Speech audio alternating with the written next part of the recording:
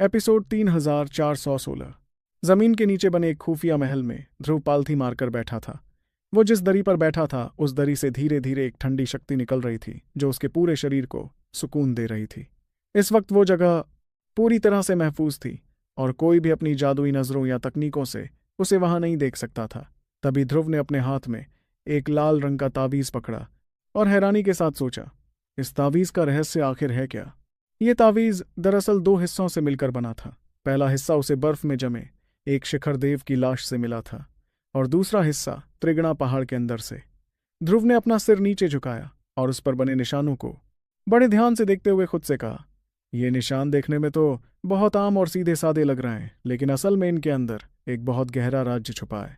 उसने तुरंत उस तावीज को पलट कर देखा, लेकिन उन निशानों के पीछे छुपी गहराई को समझना अभी उसके बस की बात नहीं थी। इसी कशमकश में उसने अपनी भौहें सिकोड़ी और उस तावीज को घूरते हुए खुद से सवाल किया, मेरी समझ में ही नहीं आ रहा कि आखिर तुम मेरे लिए कोई वरदान हो या फिर कोई नई मुसीबत। त्रिगणा पहाड़ में जब उसे वो दूसरा हिस्सा मिला था और उसने उन दोनों को मिलाया था, तब उस तावीज ने अचानक उसके दिमाग में कुछ जानकारी भेजी थी। वो जानकारी बहुत ही छोटी और सटीक थी, लेकिन फिर भी उसने ध्रुव के दिमाग पर एक अजीब सा दबाव डाल दिया था। वो जानकारी असल में कुछ शब्द थे, एक ऐसा पैगाम जो किसी बहुत ही प्राचीन योद्धा ने इस दुनिया से जाते वक्त छोड़ा था। उस पैगाम में लिखा था, ये ब्रह्मांड सच में बहुत ही खूबसूरत और दिलचस्प है। यहाँ की घास, पेड़ पौधे, सूरज और ओस की बूंदों ने मुझे हमेशा अपना दीवाना बनाए रखा, लेकिन एक न एक दिन मुझे इस ब्रह्मांड को छोड़कर जाना ही होगा। अपने जाने से पहले मैं अपने पीछे 3 तावीज छोड़कर जा रहा हूँ। जब भी इनमें से कोई तावीज अपने सही मालिक को पहचान लेगा तो उसे बस इसे शुरू करना होगा। इतना पढ़ने के बाद ध्रुव ने उसमें मौजूद आगे की बात पढ़ी।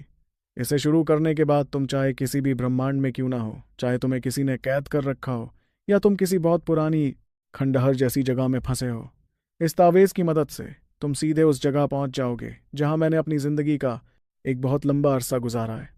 उस जगह को मैंने प्रारंभ स्थान का नाम दिया है। वहां मैंने इस ब्रह्मांड को छोड़ने से पहले अपना एक तोहफा छुपा रखा है, लेकिन याद रहे कि उस तोहफे के साथ मौत का खतरा भी मंडरा रहा है।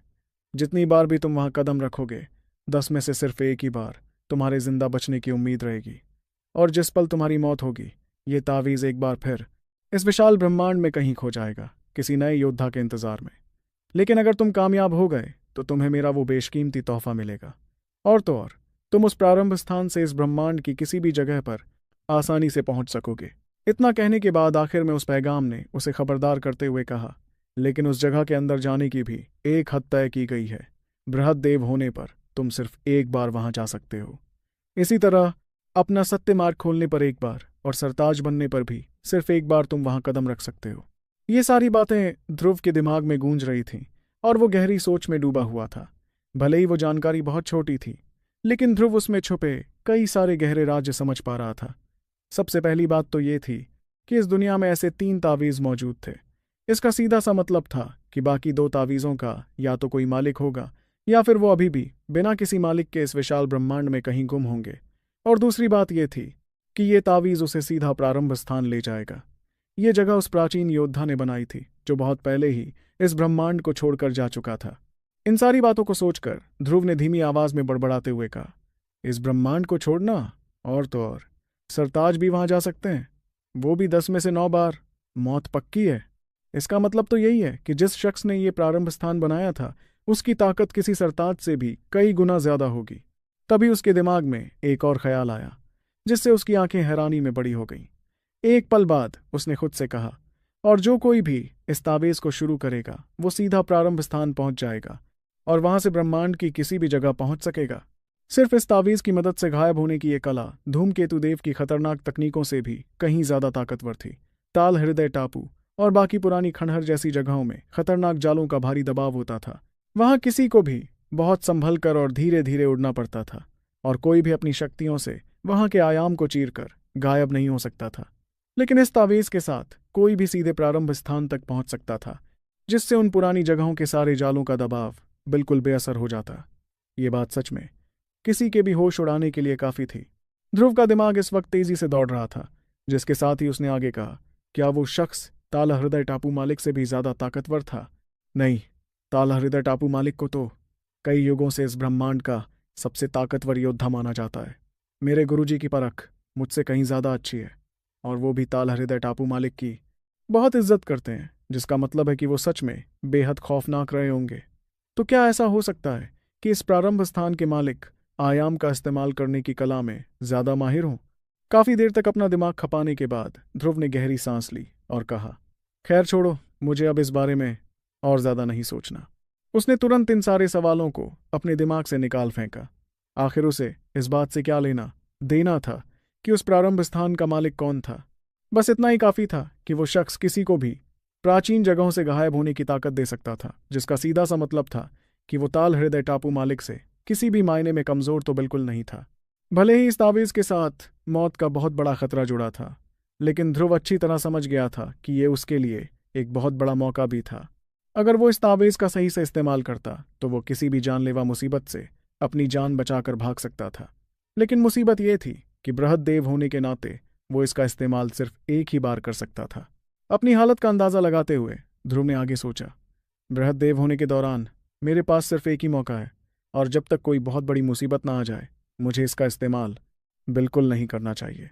और तो और, उस महान योद्धा के मुताबिक 10 में से सिर्फ एक ही बार जिंदा बचा जा सकता है।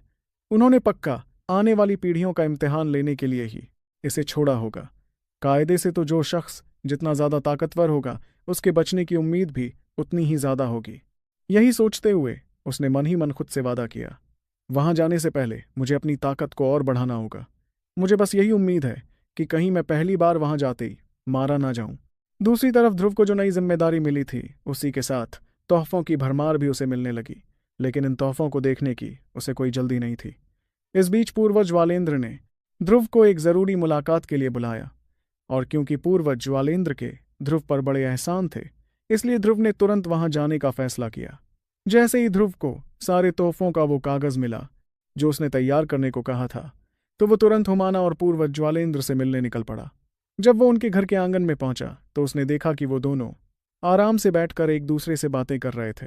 वहीं उसे देखकर पूर्वज ज्वालेंद्र ने प्यार से अपना हाथ आगे करते हुए कहा, आओ ध्रुव, यहां बैठो। ध्रुव उनके पास ही बैठ गया, और फिर हुमाना उसे पूर्वज हवांत नाम के एक शक्तिशाली योद्धा के बारे में बताने लगा। ये वही योद्धा था जो पवित्र मालिक की मौत के लिए जिम्मेदार था। सारी बातें करने के बाद ध्रुव ने हुमाना की तरफ देखकर कहा, भाई हुमाना, वैसे तो मैं पूर्वज हवांत के बारे में ज्यादा कुछ नहीं जानता, लेकिन जो कुछ भी आपने मुझे बताया है उस हिसाब से तो अगर हमें कोई मौका मिले तो हमें इस गलती को सुधारने का कोई ना कोई तरीका जरूर सोचना चाहिए। हमें एक ही झटके में उसके असली शरीर और उसके बाकी सारे रूपों को जड़ से मिटा देना चाहिए। अगर हम उस पर हमला करें तो हमारा वार बिल्कुल अचूक और सफाई से होना चाहिए। उसकी बात सुनकर हुमाना ने मायूसी से अपना सिर हिलाया और कहा, हमारे गुरु पवित्र मालिक मेरे लिए किसी पिता जैसे थे, तो मैं अपने पिता के दुश्मन को भला कैसे भूल सकता हूं। लेकिन वो पूर्वज हवांत बहुत ही चालाक और फुर्तीला है, और जब से तुम महाराजा के अलग शिष्य बने हो तब से तो उसने डर के मारे अपना एक रूप हमेशा के लिए धूमकेतु टापू में छुपा दिया है। अब तुम ही बताओ, ऐसे में हम कर भी क्या सकते हैं। ये सुनते ही ध्रुव दंग रह गया और उसने पूछा, हमेशा के लिए धूमकेतु टापू में? वो अच्छी तरह जानता था कि धूमकेतु टापू वो जगह थी जहां खुद धूमकेतु देव रहते थे। ये वो अड्डा था जिसे धूमकेतु देव न जाने कितने सालों से चला रहे थे, और वहां का खतरा सच में बहुत खौफनाक था। उस जगह पर धूमकेतु देव अपनी सबसे भयानक ताकत दिखा सकते थे, और अगर कोई योद्धा महाराजा जितना ताकतवर भी हो और वहां घुसकर किसी को मारने की जरूरत करे तो उसे भी अपने कुछ रूपों की कुर्बानी देने के लिए तैयार रहना पड़ता। हालात की गंभीरता को समझते हुए ध्रुव ने पूछा, तो क्या उसके असली शरीर को बाहर निकालने का कोई तरीका है? पूर्वज हवांत कोई अजय योद्धा तो था नहीं, और अगर ध्रुव का सामना उसके असली शरीर से हो जाता तो वो पक्का उसे जान से मार देता। लेकिन हुमाना ने फिर से ना में अपना सिर हिलाते हुए कहा, नहीं, हम उसे बाहर नहीं निकाल सकते। इतने में पास ही बैठे पूर्वज ज्वालेंद्र जोर से हंसे, और इसी हंसी के साथ उन्होंने कहा, सच में उसे बाहर निकालना नामुमकिन है। देखो ध्रुव, तुमने अभी तक पूर्वज हवांत का सामना नहीं किया है। वो बहुत ही चालाक और धोखेबाज योद्धा है, और मौत से तो वो सबसे ज्यादा डरता है। याद है जब तुम महाराजा के सबसे खास शिष्य बने थे, तब तुम सिर्फ दूसरे पड़ाव के बृहद्देव थे, लेकिन फिर भी उसने डर के मारे अपना एक रूप धूमकेतु लोक में पनाह लेने के लिए भेज दिया था। अपनी बात पूरी करते हुए पूर्वज ज्वालेंद्र ने आगे कहा, ये बात तो सभी जानते हैं कि जहां वो ट्रेनिंग करता है वो जगह भी धूमकेतु लोक के कब्जे में ही आती है। धूमकेतु देव अपनी शक्तियों से पलक झपकते ही वक्त और आयाम को चीरकर वहां पहुंच सकते थे। लेकिन इसके बावजूद उस डरपोक ने सीधे धूमकेतु टापू में ही रहने का फैसला किया। ये सब सुनकर ध्रुव के माथे पर शिकन पड़ गई। इतने में पूर्वज ज्वालेंद्र ने ध्रुव से एक और सवाल किया, और क्या तुमने एक बात पर गौर किया है? जब से तुम महाराजा के सबसे खास शिष्य बने हो, तब से उसने तुम्हारे खिलाफ कोई चाल नहीं चली है। यहां तक कि उसने तुम्हारे परिवार को भी कोई नुकसान नहीं पहुंचाया। इस पर ध्रुव ने हामी भरते हुए अपना सिर हिलाया और कहा, हाँ, बात तो आपकी सही है। मेरा असली शरीर और मेरा परिवार फिलहाल इंसानी दुनिया में मौजूद है। फिर भी पूर्वज हवांत ने किसी तरह का कोई हमला नहीं किया। तब पूर्वज ज्वालेंद्र ने मुस्कुराते हुए अपना सिर हिलाया और कहा, वो मेरी इज्जत नहीं करता और ना ही वो हुमाना की इज्जत करता है, लेकिन वो तुमसे जरूर खौफ खाता है। जब तुम महाराजा के खास शिष्य बने और तुमने अपनी ताकत दुनिया को दिखाई, तब तुम महज दूसरे पड़ाव के बृहद देव थे। और तो और, तुम एक इंसानी दुनिया के मालिक थे, इसलिए उसके पास तुम्हें मारने का कोई तरीका ही नहीं बचा था। वो बस बेबस होकर तुम्हें ताकतवर होते हुए देख सकता था, इसलिए उसने तुम्हें उकसाने की भूल कभी नहीं की और तुम्हारे खिलाफ कोई कदम उठाने की जरूरत नहीं कर पाया। अपनी मुस्कुराहट को और गहरी करते हुए पूर्वज ज्वालेंद्र ने आगे कहा, वो तुम्हें गुस्सा दिलाने से डरता था। उसे डर था कि कहीं तुम्हें गुस्सा आ गया तो तुम उसे मारने के लिए और भी ज्यादा उतावले हो जाओगे। और सच कहूं तो तुम्हारा और पवित्र मालिक का कोई खास लगाव तो है नहीं, इसलिए पूर्वज हवांत को लेकर तुम्हारे मन में भी कोई गहरी दुश्मनी की आग नहीं जल रही है। क्या मैं सही कह रहा हूं? उनकी बात सुनकर ध्रुव एक पल के लिए दंग रह गया, लेकिन फिर उसने तुरंत हामी भरते हुए इस बात को कबूल कर लिया। पूर्वज ज्वालेंद्र बिल्कुल सही कह रहे थे। आखिर उसने कभी पवित्र मालिक को देखा तक नहीं था, और वैसे भी अगर पवित्र मालिक ने मंगल पर्वत को मध्यलोक में नहीं फेंका होता तो अभौरांत और असुरराज कभी मध्यलोक के खिलाफ साजिश नहीं रचते। मध्यलोक को कभी इतनी बड़ी मुसीबतों का सामना नहीं करना पड़ता, और खुद ध्रुव को भी अफसोस या जहर का वो भयानक दर्द नहीं सहना पड़ता, और ईरा भी मौत के मुंह में जाने से बच जाती। इन सब बातों की वजह से ध्रुव के मन में पवित्र मालिक को लेकर थोड़ी खटास तो थी ही। अगर सही मायनों में देखा जाए तो ध्रुव बस उनके उस छोटे से एहसान को मानता था। और रही बात पूर्वज हवांत को मारने की, तो कर्मों के अलावा सबसे बड़ी बात यह थी कि पूर्वज हवांत एक ऐसा शख्स था जिसे बुरे काम करने में कोई झिझक नहीं होती थी। ध्रुव उसे शायद इसलिए मारना चाहता था क्योंकि वो एक निहायती बुरा शख्स था। अगर पवित्र मालिक बुरे होते और पूर्वज हवांत एक अच्छा योद्धा होता तो शायद ध्रुव उस पर कभी हाथ भी नहीं उठाता। उनके बीच का वो थोड़ा सा कर्मों का हिसाब कोई बहुत बड़ा मायने नहीं रखता था। इसी बात को आगे बढ़ाते हुए पूर्वज ज्वालेंद्र ने कहा, तुम उसे मारने के लिए ज्यादा उतावले नहीं हो और वो तुम्हें जरा सा भी उकसाना नहीं चाहता, इसलिए तुम्हारे उस पर हमला करने की उम्मीद बहुत ही कम है। लेकिन इन सारी बातों के बावजूद उसका एक रूप अभी भी धूमकेतु टापू में छुपा बैठा है। क्या राज्य होगा ध्रुव पूर्वज हवांत को खत्म करने के लिए, और ध्रुव पर किए एहसान के बदले उससे कौन सी मदद मांगने वाले हैं पूर्वज ज्वालेंद्र? एपिसोड 3417। ध्रुव ने इस बात से इत्तेफाक रखते हुए अपना सिर हिलाया और कहा, वो सच में बहुत ही शातिर और फुर्तीला है। इतने में पूर्वज ज्वालेंद्र ने मायूसी से आह भरते हुए कहा, अगर वो इतना शातिर ना होता तो भला वो पवित्र मालिक के खिलाफ साजिश रचकर उसके असली शरीर को कैसे मिटा पाता? अफसोस, पवित्र मालिक कुछ ज्यादा ही गुरूर में था और वो किसी सरताज से मदद नहीं मांगना चाहता था। अगर उसने महाराजा का भरोसा जीता होता और अपना एक अवतार महाराजा के इलाके में रखा होता तो मुसीबत आने पर महाराजा पलक झपकते ही वहां आकर उसकी जान बचा लेते। फिर तुम ही सोचो पूर्वज हवांत उसे कैसे मार पाता। इस बात को समझते हुए ध्रुव ने भी हामी भरी और अपना सिर हिलाया। किसी सरताज की पनाह में रहने का यही तो सबसे बड़ा फायदा था। माना कि सरताज हर वक्त किसी की रक्षा नहीं कर सकते थे, लेकिन अगर कोई उनके इलाके की हदों में हो तो सरताज चुटकियों में वहां पहुंच सकते थे। तभी पूर्वज ज्वालेंद्र ने उसे हकीकत से रूबरू कराते हुए कहा, लेकिन किसी सरताज की पनाह में रहने और इन फायदों के मजे लेने की एक कीमत भी चुकानी पड़ती है। तुम तो उनके सबसे खास शिष्य हो, इसलिए वो तुमसे किसी चीज की मांग नहीं करते, लेकिन किसी आम शक्तिशाली योद्धा को लहसा सराय का मालिक बनना पड़ता है या फिर महाराजा के लिए कुछ जरूरी सामान इकट्ठा करना पड़ता है। सीधे लफ्जों में कहूं तो एक लंबे अरसे तक उन्हें उनके सौंपे गए काम करने पड़ते हैं। इतने में हुमाना ने बीच में बोलते हुए कहा, हर किसी के अपने अपने फैसले होते हैं। हमारे गुरु ने खुद ये रास्ता चुना था, तो जाहिर सी बात है कि उन्हें इसके अंजाम भुगतने के लिए भी तैयार रहना चाहिए था। वो हवांत बहुत ही चालाक है और उसे मारना बहुत ही ज्यादा मुश्किल होगा। और वैसे भी ध्रुव, तुम्हारे ऊपर अपनी खुद की भी कई जिम्मेदारियां हैं। अगर हम हवांत को मारने में नाकाम हो गए तो ये हमारे लिए और भी बड़ी मुसीबत खड़ी कर देगा। ध्रुव ने उसकी बात से सहमति जताते हुए अपना सिर हिलाया। सच तो ये था कि उसका परिवार ही उसकी सबसे बड़ी फिक्र था। यही सब सोचते हुए ध्रुव ने खुद से कहा, फिलहाल के लिए मुझे इस बात को यहीं छोड़ देना चाहिए। वो जानता था कि इतने शातिर योद्धा का सामना करना कोई बच्चों का खेल नहीं था, यहां तक कि कोई शिखर देव भी उसे इतनी आसानी से जान से नहीं मार सकता था। उस एक पल में ध्रुव ने हार मानकर पीछे हटने का फैसला किया, लेकिन तभी अचानक उसके दिमाग की बत्ती जली और उसे एक बहुत जरूरी बात समझ आई। इस ख्याल के चलते ध्रुव ने मन ही मन सोचा, यह हवांत भी कितना चालाक निकला। उसने जानबूझकर ऐसा कुछ नहीं किया जिससे मुझे बहुत ज्यादा गुस्सा आए, और इसी वजह से मेरे अंदर उसे जान से मारने की आग भी उतनी तेज नहीं भड़क रही है। अगर पूर्वज हवांत ने हमेशा उसके खिलाफ कोई गहरी साजिश रची होती या उसके अपनों को नुकसान पहुंचाने की कोशिश की होती तो यकीनन ध्रुव गुस्से से पागल हो जाता। और अगर ऐसा होता तो ध्रुव बिल्कुल चुप नहीं बैठता। फिर चाहे हवांत धूमकेतु लोक में ही क्यों ना छुपा हो, महाराजा जैसे शक्तिशाली योद्धा अगर उसे मारना चाहते तो अपना एक अवतार गंवाने का खतरा उठाकर भी वो यकीनन हवांत को मौत के घाट उतारने में कामयाब हो ही जाते।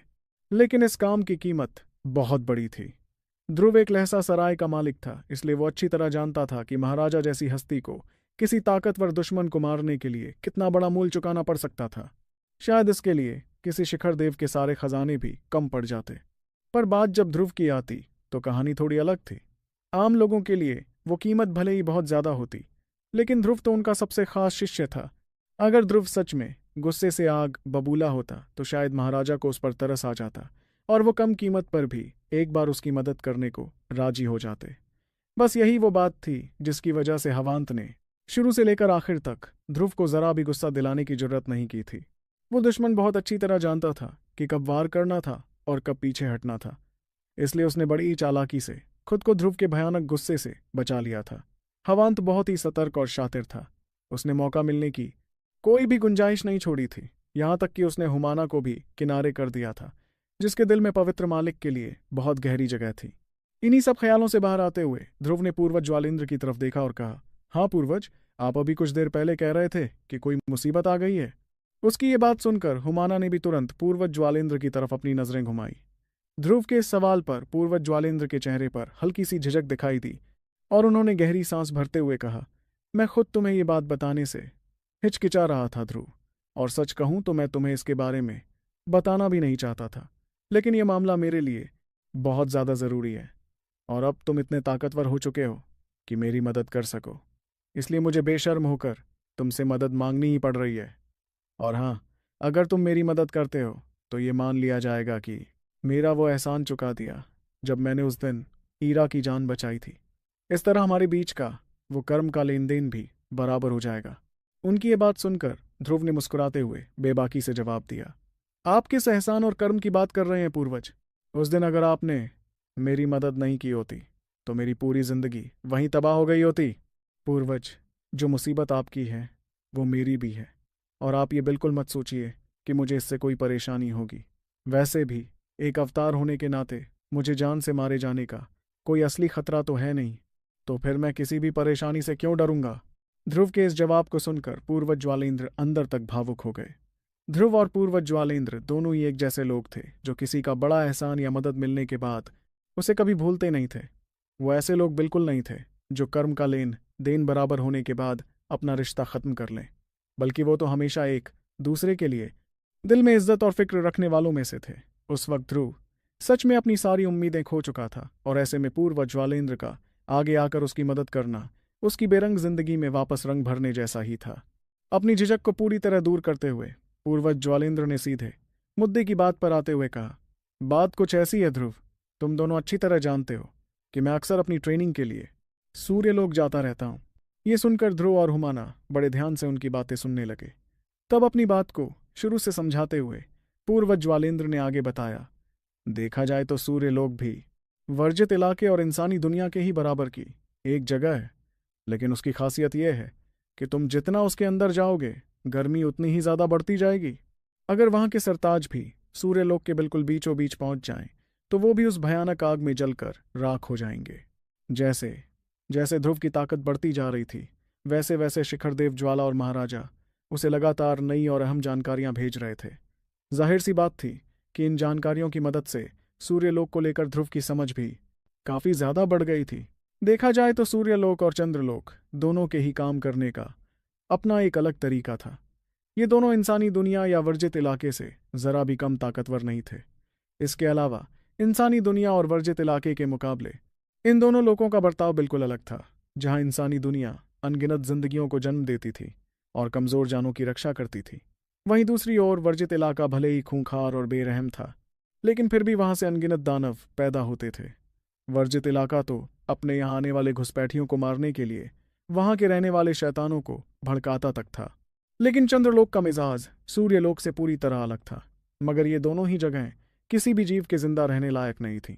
ये दोनों लोक एकदम चरम पर थे और इनका मिजाज बेहद हमलावर था। इनकी गहराई में जाना तो दूर की बात थी, इनकी बाहरी सतह को छूना ही किसी चौथे पड़ाव के बृहद देव को जमाकर या जलाकर मारने के लिए काफी था। कोई जितना अंदर जाता, खतरा उतना ही ज्यादा बढ़ता जाता। अगर सरताज भी इनकी ज्यादा गहराई में चले जाएं तो वो भी चुटकियों में मौत के घाट उतर सकते थे। एक तरह से कहा जा सकता था कि यहाँ का खतरा किसी भी प्राचीन और खौफनाक जगह से कई गुना ज्यादा था। इतने में ध्रुव को समझाते हुए पूर्वज ज्वालेंद्र ने बताया, सूर्यलोक बेनता गर्मी की पहचान है। इसके अंदर बसे नियम सरताजों के नियमों से भी ज्यादा ताकतवर हैं। लेकिन अगर कोई सिर्फ सूर्यलोक की बाहरी सतह को छूता है तो उसे इस नियम का बस एक धुंधला सा एहसास ही होगा। पर जैसे जैसे कोई अंदर की तरफ जाता है, यह एहसास उतना ही ज्यादा गहरा और ताकतवर होता जाता है। एक गहरी सांस लेते हुए पूर्वज ज्वालेंद्र अपनी बात आगे बढ़ाते गए। जहां तक मेरी समझ का सवाल है, सूर्यलोक की सबसे बाहरी परत आग की धधकती हुई लपटों से बनी है। बाहर से देखने पर भले ही ये परत आग जैसी लगती है, लेकिन असल में ये एक उबलता हुआ तरल है। ये सूर्यलोक की पहली परत है, जिसे हम सूर्य सागर कहते हैं। ये परत इतनी ज्यादा गर्म है कि सिर्फ बेहद शक्तिशाली लोग ही इसमें जिंदा बचने की उम्मीद कर सकते हैं। इतना कहकर उन्होंने देखा कि ध्रुव बड़े गौर से उनकी बात सुन रहा था, जिस वजह से उन्होंने आगे बताया, जब कोई सूर्य सागर को पार करके और नीचे जाता है तो वो एक मोटी और ठोस परत तक पहुंचता है। इस ठोस परत को बनाने वाले अनोखे पत्थर को सूर्य पत्थर कहा जाता है। ये सूर्यलोक की दूसरी परत है, यानी सूर्य पत्थर की परत। ये जगह पहली परत से कई गुना ज्यादा खतरनाक है। यहां से निकलने वाली आग की एक छोटी सी लपट भी किसी शक्तिशाली हस्ती को मौत के मुहाने पर ला सकती है। बाकी के खतरों की तो बात ही छोड़ दो। इसके बाद उम्मीद भरी आवाज में पूर्वज ज्वालेंद्र ने धीरे धीरे कहा, पुरानी कहानियों के मुताबिक सूर्य पत्थर की परत के पार एक तीसरी परत भी है, जिसे सूर्य तरंग की परत कहा जाता है। उसके और गहराई में जाने पर चौथी परत आती है, काली मिट्टी की परत, और उसके नीचे पांचवीं परत है, सूर्य गर्त। और फिर सूर्य गर्त के भी नीचे मौजूद है आखिरी और सबसे खतरनाक छठी परत, सूर्यलोक का केंद्र। इतने लंबे वक्त तक सूर्यलोक में ट्रेनिंग करने की वजह से एक तरह से ये जगह उनका घर ही बन चुकी थी। भले ही हुमाना को इन सब बातों के बारे में पहले से पता था, लेकिन फिर भी वो कान लगाकर पूर्वज की बातें सुन रहा था। तब अपनी आवाज धीमी करते हुए पूर्वज ज्वालेंद्र ने आगे बताया, एक वक्त था जब मेरे पास सूर्यलोक का केंद्र पत्थर हुआ करता था। उस पत्थर की ताकत की बदौलत मेरे शरीर की रक्षा होती थी और मुझे बहुत कम नुकसान पहुंचता था। भले ही मुझ में सूर्य पत्थर की परत के अंदर जाने की हिम्मत नहीं थी, लेकिन कम से कम मैं उस केंद्र पत्थर का इस्तेमाल करके उस परत की सतह पर पालती मारकर बैठ सकता था। सूर्य पत्थर की परत के करीब होने की वजह से सूर्यलोक के गहरे रहस्यों को समझने की मेरी काबिलियत कई दर्जे बढ़ गई थी, और इसी के चलते मेरी ट्रेनिंग की रफ्तार भी काफी तेज हो गई थी। बात की अहमियत समझाते हुए पूर्वज ज्वालेंद्र ने कहा, सूर्यलोक का केंद्र पत्थर बेइंतहा कीमती होता है और पिछले ना जाने कितने सालों में एक और ऐसा पत्थर नहीं देखा गया है। जब से ये ब्रह्मांड बना है तब से लेकर आज तक बहुत ही कम सूर्यलोक के केंद्र पत्थर सामने आए हैं, और जिस भी योद्धा को ये पत्थर मिला उसने इसे किसी अनमोल खजाने की तरह सहेज कर रखा है। यहां तक कि शिखर देव या सरताज भी अपने हिस्से का पत्थर किसी को बेचने के लिए तैयार नहीं होते। उनकी ये बात सुनकर ध्रुव और हुमाना दोनों ने हामी भरते हुए अपना सिर हिलाया। तभी अपने लहजे को शांत करते हुए पूर्वज ज्वालेंद्र ने एक गहरी बात बताई, लेकिन लगभग हजारों साल पहले शांग दल के दोनों भाइयों में से एक, जिसे दुनिया पूर्वज बाम्बो के नाम से जानती है, उसे कहीं से पता चल गया कि मेरे पास सूर्यलोक का केंद्र पत्थर है। उसने बिना कोई मौका दिए अचानक मुझ पर जानलेवा हमला कर दिया और सूर्यलोक में ट्रेनिंग कर रहे मेरे उस अवतार को मार डाला। उसके बाद वो बाम्बो मेरा सूर्यलोक का केंद्र पत्थर चुरा कर ले गया। चेहरे से देखने पर भले ही पूर्वज ज्वालेंद्र बिल्कुल शांत लग रहे थे, लेकिन अंदर ही अंदर वो अपने बेकाबू गुस्से को दबाने की कोशिश कर रहे थे। देखा जाए तो ट्रेनिंग के सफर में लोग अक्सर नए मौकों और खजानों के लिए ही आपस में लड़ते थे, लेकिन पूर्वज ज्वालेंद्र का सबसे कीमती खजाना जिस बेरहमी से छीना गया था, उसने एक ऐसी गहरी दुश्मनी को जन्म दिया था जहां अब दोनों दुश्मन एक ही आसमान के नीचे जिंदा नहीं रह सकते थे। वहीं उस आदमी का नाम सुनते ही ध्रुव के माथे पर शिकन आ गई और उसने हैरानी से पूछा, पूर्वज बाम्बो? ये नाम कहीं सुना लग रहा है। शांग दल के दो भाई बहुत ही ताकतवर हस्तियां थे। उन दोनों में से बाम्बो उतना ज्यादा खतरनाक नहीं था। तभी अचानक ध्रुव को याद आया कि आदिदेव की तैयार की गई शक्तिशाली योद्धाओं की फहरिस्त में बाम्बो का नाम 53वां था, जो कि ध्रुव से बस एक पायदान नीचे था। अगर लड़ाई की बात करें तो उन दोनों की ताकत लगभग एक बराबर ही थी, लेकिन शांग दल का असली रुतबा बाम्बो के बड़े भाई की वजह से था, जिसका नाम पूर्वज पट्टाधारी था और जो कि एक शिखर देव था। वैसे तो वो बस एक आम शिखर देव था जिसकी हिस्साधीश बंसी से लड़ने की कोई हैसियत नहीं थी। फिर भी उसने जिस सत्य मार्ग को खोजा था वो बहुत ही अजीब और अनोखा था। उसी मार्ग की वजह से वो बिना किसी शक्तिशाली दल के सहारे पूरी दुनिया में बेबाक होकर घूम सकता था। उन दोनों भाइयों ने मिलकर ही इस दल को खड़ा किया था और उनके बीच का रिश्ता बहुत गहरा था। अपने ख्यालों से बाहर आते हुए ध्रुव ने पूछा, पूर्वज आप मुझसे कैसी मदद चाहते हैं? क्योंकि अगर बात पूर्वज बाम्बो को हराने की है तो माफ कीजिएगा, लेकिन ये मुझसे हो नहीं पाएगा। सच कहा जाए तो अगर बात बाम्बो को ठिकाने लगाने की थी तो ध्रुव के लिए उसे हराना बहुत मुश्किल था। अगर उन दोनों के बीच सच में भयंकर लड़ाई होती तो भी सामने वाले के पास एक ताकतवर शिखर देव का पक्का सहारा था। तब पूर्वज ज्वालेंद्र ने गहरी आह भरी और ध्रुव को सब बताना शुरू किया। कैसे पूर्वज ज्वालेंद्र की मदद कर पाएगा ध्रुव? एपिसोड 3416।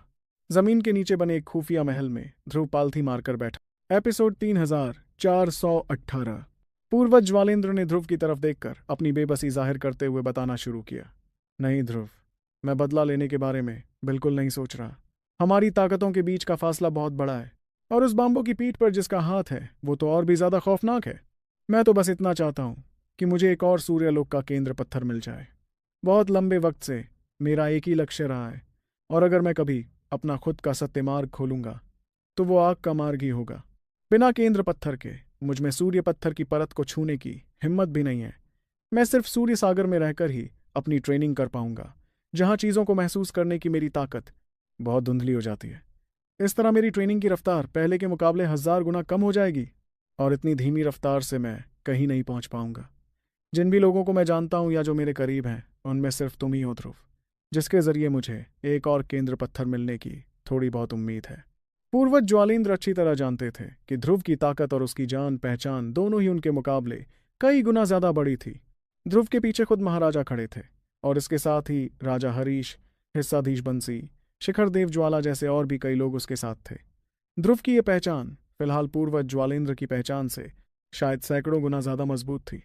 तब थोड़ी परेशानी महसूस करते हुए ध्रुव ने उनसे पूछा, क्या आप चाहते हैं कि मैं आपके लिए सूर्यलोक का एक केंद्र पत्थर बनाऊं? देखा जाए तो ध्रुव जैसे योद्धा के लिए भी ये कोई बच्चों का खेल नहीं था। इतने में पास ही खड़े हुमाना ने भी थोड़ी परेशानी के साथ पूर्वज ज्वालेंद्र से कहा, लेकिन पूर्वज, जहां तक मेरी जानकारी है, सूर्यलोक के केंद्र पत्थर के पैदा होने की दो ही वजह हैं। पहला तरीका तो वो है जिसमें ऐसे पत्थर सीधे सूर्यलोक की सबसे गहरी परत यानी सूर्यलोक के केंद्र से बाहर आते हैं। बहुत लंबे वक्त के बाद सूर्यलोक के केंद्र से धूल के एक या दो छोटे कण बनते हैं, जो धीरे धीरे सूर्य गर्त और काली मिट्टी की परत को पार करते हुए ऊपर आता है और तब जाकर किसी की नज़र में पड़ता है। इस बात पर पूर्वज ज्वालेंद्र ने तेजी से अपना सिर हिलाते हुए कहा, बिल्कुल सही। उस वक्त भी मुझे महज अपनी अच्छी किस्मत की वजह से ही सूर्य पत्थर की परत पर एक अनोखी रोशनी दिखाई दी थी। मैंने तुरंत अपने हथियार का इस्तेमाल किया और उस हिस्से को खोदकर सूर्यलोक का केंद्र पत्थर बाहर निकाला। वो पत्थर मुश्किल से किसी नाखून के बराबर था और उसका वजन करीब आधा किलो रहा होगा। इतने में सामने खड़े ध्रुव ने चेहरे पर थोड़ी परेशानी लिए कहा, तब तो ये वाकई आपकी अच्छी किस्मत थी पूर्वज। वो यकीनन कोई ऐसा छोटा सा कण रहा होगा जो सदियों का सफर तय करके सतह तक आ गया था। लेकिन इसी तरीके से एक और पत्थर ढूंढना लगभग नामुमकिन है। आखिर आपने ही तो कहा कि पिछले ना जाने कितने सालों में एक भी केंद्र पत्थर नहीं बना है। या हो सकता है कि किसी शक्तिशाली योद्धा को वो मिला हो, लेकिन उसने इस बात की खबर किसी को लगने ही नहीं दी। और अगर गलती से भी किसी को ये पत्थर मिल भी जाए तो वो इसे बेचने के लिए कभी तैयार नहीं होगा। ऐसे में हमें कोई और तरीका ही इस्तेमाल करना होगा। ऐसा कहते हुए उसने पूर्वज ज्वालेंद्र और हुमाना की तरफ देखा, जो थोड़े मजबूर दिखने लगे। तब हुमाना ने आ भरते हुए कहा, फिर तो एक ही तरीका बचता है। हमें भारी मात्रा में काली मिट्टी को तब तक शुद्ध करना होगा जब तक कि उसमें से एक सूर्यलोक का केंद्र पत्थर ना बन जाए। ये एक ऐसा तरीका था जिसे देवों की दुनिया और वर्जित इलाके के लोगों ने मिलकर खोजा था। काली मिट्टी की परत सूर्यलोक की चौथी परत थी, और वहां मिलने वाली काली मिट्टी का मिजाज बहुत ही खतरनाक और हमलावर था। वहां की लपटों का तापमान इतना ज्यादा था कि सिर्फ सरताज ही उस गर्मी को बर्दाश्त कर सकते थे। लेकिन अगर उस मिट्टी को उसके सबसे शुद्ध रूप तक छाना जाए तो आखिरकार उसमें से बिल्कुल असली जैसा सूर्यलोक का केंद्र पत्थर तैयार हो जाता था। वहीं हुमाना की बात सुनकर ध्रुव के चेहरे का रंग बदलने लगा और वो बेहद हैरान हो गया। कायदे से ये दूसरा तरीका पहले वाले से भी ज्यादा खतरनाक लग रहा था। वहीं उसके चेहरे की हैरानी देखकर पूर्वज ज्वालेंद्र को थोड़ा बुरा महसूस हुआ और उन्होंने अफसोस जताते हुए कहा, मैं अच्छी तरह जानता हूं कि ये काम कितना मुश्किल है। तुम्हें ये बात बताने से पहले मैं भी कई बार हिचकिचाया था, लेकिन जैसे जैसे वक्त गुजरता गया मुझे एहसास हुआ कि अपनी ट्रेनिंग को आगे बढ़ाने की अब कोई और उम्मीद नहीं बची है। इसलिए मैंने बेशर्म होकर तुमसे ये मदद मांगने का फैसला किया। ध्रुव, उनके चेहरे की मायूसी देखकर ध्रुव ने अपनी हैरानी को काबू किया और हल्की मजबूरी भरी मुस्कान के साथ अपना सिर हिला दिया। ऐसा करते हुए उसने पूर्वज ज्वालेंद्र की तरफ देखकर साफ अंदाज में कहा, पूर्वज, आपको घबराने की और अफसोस मनाने की कोई ज़रूरत नहीं है। आपको जितना परेशान होना था आपने हो लिया। अब आप बस ये काम मुझ पर छोड़ दीजिए। माना कि ये काम बहुत मुश्किल था, लेकिन पूर्वज ज्वालेंद्र ने अपनी जिंदगी में पहली बार ध्रुव से कोई मदद मांगी थी। इस आदमी ने ध्रुव की तब मदद की थी जब कोई भी और उसकी मदद करने को तैयार नहीं हो रहा था। और वहां तो बात ईरा की जिंदगी और मौत की थी। यहां ज्यादा से ज्यादा ध्रुव का सिर्फ एक अवतार ही मारा जाता, इसलिए ध्रुव को किसी भी कीमत पर उनकी मदद करनी ही थी। ध्रुव को बिना किसी झिझक के हाँ करते देख पूर्वज ज्वालेंद्र ने राहत की सांस ली। उसी सुकून के साथ उन्होंने ध्रुव से कहा, तुम्हें तो पता ही है कि सूर्यलोक के केंद्र पत्थर को शुद्ध करने की कीमत बहुत बड़ी है। इसलिए अगर तुम्हें किसी भी खजाने की जरूरत पड़े तो मुझे बेझिझक बताना। मैं अपनी तरफ से पूरी कोशिश करूंगा उसे हासिल करने की, और अगर मैं नाकाम रहा तब जाकर मैं तुमसे कहूंगा वो चीज़ खोजने को। उनकी बात पूरी होने से पहले ही ध्रुव ने उन्हें रोकते हुए कहा, इसकी कोई ज़रूरत। लेकिन इससे पहले कि वो अपनी बात पूरी करता, पूर्वज ज्वालेंद्र का चेहरा अचानक से सख्त हो गया और उन्होंने बीच में ही टोकते हुए कहा, ध्रुव, मैं अच्छी तरह जानता हूं कि इस काम के लिए तुम्हें कितने लोगों का एहसानमंद होना पड़ेगा। इसमें कई ऐसे खर्चे भी होंगे जिनकी भरपाई कुछ खजानों से नहीं की जा सकती। अगर मैं तुम्हारे लिए कुछ नहीं कर पाया तो मैं इस सूर्यलोक के केंद्र पत्थर को पाने का इरादा ही छोड़ दूंगा। उनका ये सख्त अंदाज देखकर ध्रुव थोड़ा हैरान रह गया। वो समझ गया था कि ताकतवर लोगों का भी अपना एक रुतबा और उसूल होता था। अपनी ट्रेनिंग जैसे इतने बड़े मामले की वजह से ही पूर्वज ज्वालेंद्र ने अपनी इज्जत की परवाह किए बिना उससे मदद मांगी थी। ऐसे में अगर सारा खर्चा ध्रुव अपनी जेब से करता तो इससे पूर्वज की इज्जत को बहुत बड़ी ठेस पहुंचती। यही सोचकर ध्रुव ने हंसते हुए अपना सिर हिलाया और कहा, ठीक है ठीक है, अब जब आपने कह ही दिया है तो हम आपकी ही बात मानेंगे। खैर, जहां तक खजानों की बात थी तो भले ही पूर्वज ज्वालेंद्र ने लंबे वक्त तक खजाने जमा किए थे, लेकिन फिर भी उनका खजाना ध्रुव के खजाने जितना बड़ा नहीं था। ध्रुव के पास अकाल देव हथियार के अलावा भी कई बेशकीमती चीजें थीं, जैसे कि रक्त दानव ग्रंथ के पहले हिस्से की असली किताब और एक रहस्यमयी तावीज। और तो और दावत के दौरान कई लोगों ने उसे ऐसे तोहफे दिए थे जो बिल्कुल भी सस्ते नहीं थे। चौथे पड़ाव के ज्यादातर बृहद देवों ने उसे ऐसी चीजें तोहफे में दी थीं जिनकी कीमत करोड़ों शक्ति स्फटिकों से भी ज्यादा थी। इसके अलावा अकाल देवों ने तो और भी महंगे तोहफे दिए थे। अगर इन सबको मिला दिया जाए तो ये कितनी बड़ी रकम बन जाती, जिसे सुनकर किसी के भी होश उड़ सकते थे। लेकिन ध्रुव की मौजूदा ताकत भी कुछ कम नहीं थी। वो लगभग एक शिखर देव के बराबर पहुंच चुका था।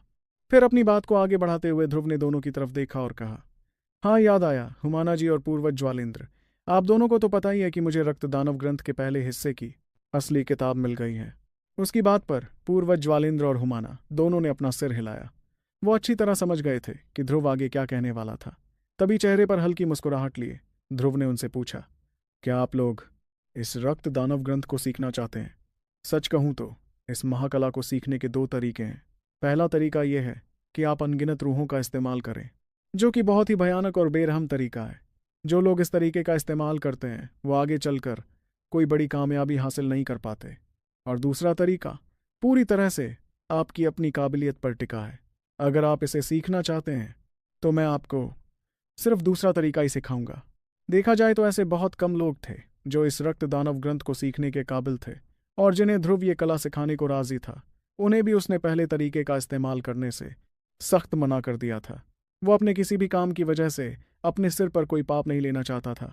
ये सुनते ही पूर्वज ज्वालेंद्र ने जोर से हंसते हुए कहा, तो ठीक है, मैं अपनी थोड़ी सी बेशर्मी दिखाते हुए इसे ज़रूर सीखना चाहूँगा। शायद इसे समझकर मुझे अपनी ट्रेनिंग में कोई नई राह मिल जाए। लेकिन हुमाना ने धीरे से हंसते हुए ध्रुव की बात के लिए मना करते हुए कहा, मैं रहने ही दूंगा ध्रुव। उनका ये जवाब सुनकर ध्रुव और पूर्वज ज्वालेंद्र दोनों उन्हें हैरानी भरी आंखों से देखने लगे। इतनी बड़ी महाकला खुद चलकर उनके दरवाजे तक आई थी और वो उसे सीखने से मना कर रहे थे। उन्हें समझाने की कोशिश करते हुए पूर्वज ज्वालेंद्र ने कहा, हुमाना, इसे सीखने का मतलब ये नहीं है कि कोई तुम्हारी काबिलियत पर सवाल उठा रहा है और तुम सिर्फ इस महाकला के दम पर ही मुकाबले में टिक सकोगे। ये बस तुम्हारे इस्तेमाल करने के लिए एक और कला होगी। अगर तुम बस इसे समझ लो तो ये आगे चलकर तुम्हारे बहुत काम आ सकती है। इस पर हुमाना ने अपना सिर ना में हिलाते हुए जवाब दिया, इसकी कोई ज़रूरत नहीं है। रक्त दानव ग्रंथ प्रथमासुर की 6 सबसे बड़ी विरासतों में से एक है और ये बहुत ही खूंखार है। ये मेरे लिए बिल्कुल भी सही नहीं है। मेरी मौजूदा ताकत भी अभी इतनी नहीं है, इसलिए मेरे लिए यही बेहतर होगा कि मैं इस ग्रंथ की तरफ नज़र भी ना डालूं। ये सुनते ही ध्रुव ने हैरानी भरी आवाज़ में हुमाना से पूछा, हुमाना भाई, आपको प्रथमासुर और उसकी विरासतों के बारे में कैसे पता है? वहीं ध्रुव के सवाल पर हुमाना ने मुस्कुराते हुए बताया, ज़्यादातर लोग ये बात जानते हैं ध्रुव कि जिस ब्रह्मांड में हम रहते हैं उसमें कई और युग भी गुजर चुके हैं, और इन्हीं अनगिनत गुजरे हुए युगों में 2 ऐसे लोग हुए हैं जिन्होंने सबको हैरान कर दिया। उनमें से एक थे ताला हृदय टापू मालिक और दूसरा था प्रथमासुर। ये बातें सुनते हुए ध्रुव बस चुपचाप हुमाना को देखता जा रहा था। वो समझ गया था कि हुमाना बहुत सारे राज्य जानते थे और यकीनन उनकी किस्मत भी बहुत अच्छी थी। फिर किसी ने भी हुमाना से ज्यादा जिद नहीं की, इसलिए वो रक्त दानव ग्रंथ की कला को सीखे बिना ही वहां से चले गए। इसके कुछ वक्त बाद ध्रुव पूर्वज ज्वालेंद्र को वो पहला हिस्सा सिखाने के बाद शिखर देव ज्वाला के पास भी गया, जो इस वक्त लहसा महल में ही थे। शिखर देव ज्वाला फिलहाल वहां के एक कमरे में रुके हुए थे और ध्रुव के लौटने का इंतजार कर रहे थे। कमरे के अंदर शिखर देव ज्वाला आराम से एक कुर्सी पर बैठे हुए थे। उनकी आंखें बंद थीं और वो कुछ गुनगुनाते हुए अपने सीधे हाथ से कुर्सी के हत्थे पर हल्की हल्की ताल दे रहे थे। लाल बालों, लाल भौहों और लाल रंग के शरीर वाले शिखर देव ज्वाला इस वक्त काफी अच्छे मिजाज में लग रहे थे। आहट सुनकर उन्होंने अपनी आंखें खोली और सामने ध्रुव को आते देख उनके चेहरे पर एक बड़ी सी मुस्कुराहट आ गई। इस मुस्कुराहट के साथ ही वो खुशी से बोले, अरे भाई ध्रुव, सच कहूं तो अगर तुम आने में और देर करते तो शायद मैं ही तुम्हें ढूंढने निकल जाता। तब उनकी बगल वाली कुर्सी पर बैठते हुए ध्रुव ने जवाब दिया, हाँ ज्वाला भाई, आने में थोड़ी देर हो गई। वैसे एक बहुत ज़रूरी काम है जिसमें मुझे आपकी थोड़ी मदद चाहिए होगी। ये काम सूर्यलोक की काली मिट्टी से जुड़ा हुआ है। ध्रुव की बात सुनते ही हैरानी भरी नज़रों से उसे देखते हुए शिखर देव ज्वाला ने सवाल किया, सूर्यलोक की काली मिट्टी, तुम्हें उससे जुड़ा क्या काम है? वहीं उनकी इस उलझन को दूर करने के लिए ध्रुव ने उन्हें समझाते हुए कहा, ज्वाला भाई, मैं सूर्यलोक का केंद्र पत्थर बनाना चाहता हूँ और मेरे पास इसे काली मिट्टी से बनाने के अलावा कोई और रास्ता नहीं है, इसलिए मैं आपसे इस काली मिट्टी को हासिल करने में मदद मांग रहा हूँ। उसकी बात पर शिखर देव ज्वाला ने अपने माथे पर शिकन लाते हुए जवाब दिया, काली मिट्टी का इंतजाम करना तो बहुत छोटी बात है ध्रुव, लेकिन उस पत्थर को पूरी तरह से साफ करने के लिए काली मिट्टी तो बस एक आम चीज़ है। इसके अलावा भी तुम्हें 12 और बहुत ही नायाब चीज़ों की ज़रूरत पड़ेगी, और साथ ही किसी ऐसे माहिर शख्स की भी जो इसे साफ करने में अपनी पूरी ताकत झोंक सके। इतना सुनते ही ध्रुव ने थोड़ी बेबसी जताते हुए कहा, लेकिन मेरे पास और कोई चारा भी तो नहीं है। जब तक कि कोई शख्स अपना सूर्यलोक का केंद्र पत्थर मुझसे बदलने के लिए तैयार ना हो जाए, मुझे यही रास्ता अपनाना होगा। इस पर शिखर देव ज्वाला ने भी हामी भरते हुए अपना सिर हिलाया। देखा जाए तो सूर्यलोक के केंद्र पत्थर को बनाने के अलावा इसे हासिल करने का दूसरा तरीका सीधे सूर्यलोक के केंद्र से इसे निकालना था, लेकिन वो जगह इतनी खतरनाक थी कि बड़े बड़े सरताज भी अगर वहां जाते तो जलकर राख हो जाते। वो सूर्यलोक का केंद्र पत्थर इतना अनोखा था कि महज नाखून के बराबर टुकड़े के लिए भी कई ताकतवर हस्तियां अपना सारा खजाना लुटाने को तैयार हो जाती थीं। यही वजह थी कि पूर्वज ज्वालेंद्र ने जब ध्रुव से ये पत्थर मांगा था तो उन्हें खुद भी बहुत शर्मिंदगी महसूस हो रही थी। उनके पास और कोई रास्ता नहीं था, और सिर्फ ध्रुव से ही उन्हें थोड़ी उम्मीद थी। क्या पूर्वज ज्वालेंद्र के लिए जल्द से जल्द सूर्यलोक का केंद्र पत्थर तैयार कर पाएगा ध्रुव? और कौन सी नई चुनौती में जाना पड़ेगा उसे इस ख्वाब को हकीकत बनाने के लिए?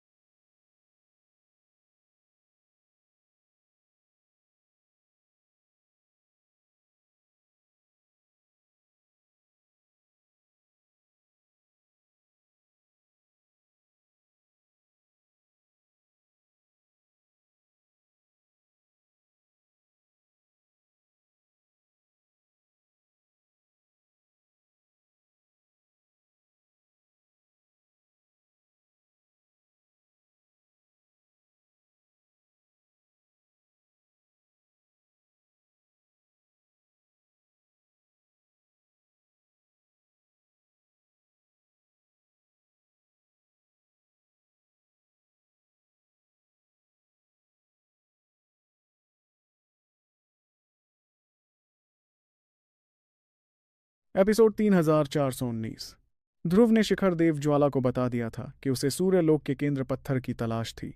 वहीं उसकी बात सुनकर इस बारे में थोड़ा सोचते हुए शिखर देव ज्वाला ने कहा, सच कहूं तो मैंने आज तक किसी को भी इसके बदले कुछ देते हुए नहीं सुना। मेरे पास पहले इसका एक टुकड़ा हुआ करता था, लेकिन अफसोस कि उस वक्त मेरा असली शरीर मारा गया और वो पत्थर हमेशा के लिए कहीं खो गया। वैसे इसे बदलना कोई बुरी बात नहीं है, लेकिन जो भी इसे बदलने के लिए राजी होगा वो इसकी इतनी बड़ी कीमत मांगेगा जिसे चुकाना नामुमकिन सा होगा। शिखर देव ज्वाला की बात में दम था, जिसे सुनकर ध्रुव ने तुरंत अपना सिर हिलाते हुए कहा, आप बिल्कुल सही कह रहे हैं। तब उसे समझाते हुए शिखर देव ज्वाला ने गंभीरता से कहा, इसे साफ करने में 3 सबसे बड़ी मुश्किलें हैं।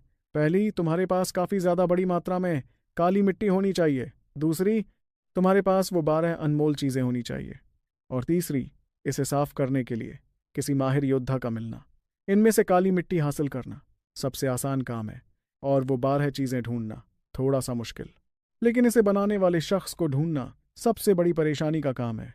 ये सुनकर ध्रुव ने मुस्कुराते हुए बड़ी जांबाज अंदाज में कहा, मैं इन तीनों परेशानियों को एक एक करके सुलझा लूंगा।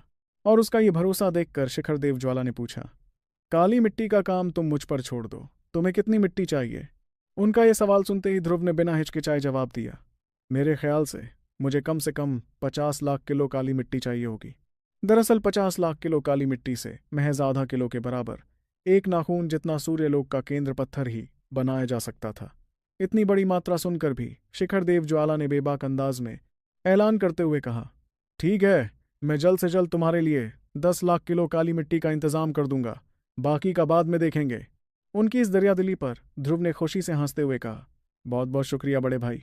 इस बात पर शिखर देव ज्वाला ने हंसते हुए उसके कंधे पर हाथ रखा और कहा, अरे यार, भाई भी कहते हो और इतनी छोटी बात के लिए शुक्रिया भी कहते हो। तुम आज तक नहीं सुधर पाए ध्रुव। ये सुनकर ध्रुव ने मुस्कुराते हुए अपना सिर हिला दिया। काली मिट्टी हासिल करने का सबसे बेहतरीन तरीका था सीधे सूर्यलोक की चौथी परत यानी काली मिट्टी की परत में जाना। वहां हर तरफ सिर्फ काली मिट्टी ही मौजूद थी और कोई शख्स जितनी चाहे उतनी मिट्टी वहां से निकाल सकता था। खतरे के लिहाज से देखा जाए तो ज्यादातर सरताज भी सूर्यलोक की उस चौथी परत में सुरक्षित जा सकते थे, क्योंकि उस काली मिट्टी में उठने वाली लपटें उनके लिए बहुत ही कमजोर थीं। यहां तक कि कुछ बेहद ताकतवर शिखर देव भी वहां कदम रख सकते थे। उन्हीं ताकतवर शिखर देवों में से एक थे शिखर देव ज्वाला, जिन्हें आग की कला में महारत हासिल थी। उनके लिए काली मिट्टी की परत में जाना ऐसा था जैसे कोई अपने ही घर जा रहा हो। इसलिए 10 लाख किलो काली मिट्टी निकालने में उन्हें बस थोड़ा सा वक़्त लगने वाला था और कुछ नहीं। हालात की गंभीरता को समझते हुए शिखर देव ज्वाला ने उसे आगे बताना शुरू किया। वो 12 अनमोल चीज़ें हासिल करना काफ़ी मुसीबत का काम है, लेकिन किसी से इस काली मिट्टी को साफ करवाना सबसे बड़ा सिरदर्द साबित होगा। महाराजा और रानी शिरांसा को छोड़ दिया जाए तो चीज़ों को निखारने में अगली माहिर योद्धा तारंगी देवी हैं, जो इस मिट्टी को साफ करना जानती हैं। ये इतना पेचीदा काम है कि पूरी प्रक्रिया के दौरान कोई पलक तक नहीं झपका सकता। अगर जरा सा भी ध्यान भटका तो सारी मेहनत पानी में मिल जाएगी। इसलिए किसी सरताज से इस काम की गुजारिश करना बहुत मुश्किल होगा। हमारे पास सिर्फ एक ही रास्ता है कि हम सीधे तारंगी देवी के पास जाएं, लेकिन वो रानी शिरांसा के साथ काम करने वाली इकलौती शिखर देव हैं और रानी शिरांसा उन्हें बहुत पसंद करती हैं। उन्होंने लंबे वक्त तक चीज़ों को निखारने की ट्रेनिंग की है और वो अपनी जगह से बहुत कम ही बाहर निकलती हैं। बाकी योद्धाओं के साथ भी उनका रवैया काफ़ी रूखा रहता है, इसलिए उन्हें मदद के लिए राजी करना सच में बहुत मुश्किल है। उनकी इस लंबी बात को सुनकर ध्रुव ने गहरी सोच में पड़ते हुए अपना सिर हिलाया। देखा जाए तो ये सच में सबसे मुश्किल काम था। ध्रुव जानता था कि भले ही उसके गुरु उसके साथ बहुत अच्छे से पेश आते थे, लेकिन वो हर छोटी बड़ी बात के लिए उनके लाड़ प्यार का फ़ायदा नहीं उठा सकता था। अगर वो ऐसा करता तो शायद उसके गुरु को भी ये सब एक बोझ लगने लगता।